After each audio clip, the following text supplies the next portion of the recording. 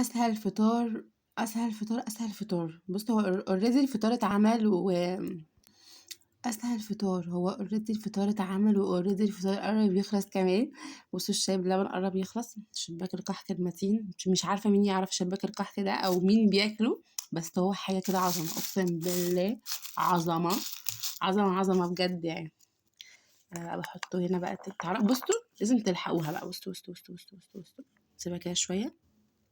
انت بقى بصوا يعني هي بتبقى بكام ثانيه كده وبتشيليها، انت بتحسبيها، انت ايه بتحسيها كده وانت ماسكاها، كده تلحقيها بقى تاكليها على طول. يا سلام، الله، قرمشه وطعم، السلام عليا.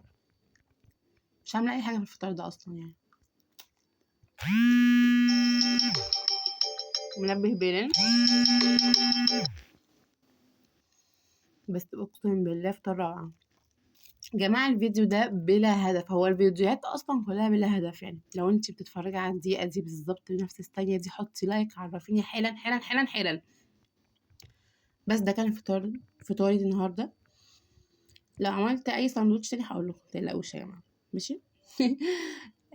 ده كان فطاري النهارده. ايوه ده كان فطاري، ايوه ده كان فطاري النهارده، وده كان فيديو النهارده، هو فيديو بلا هدف، ها.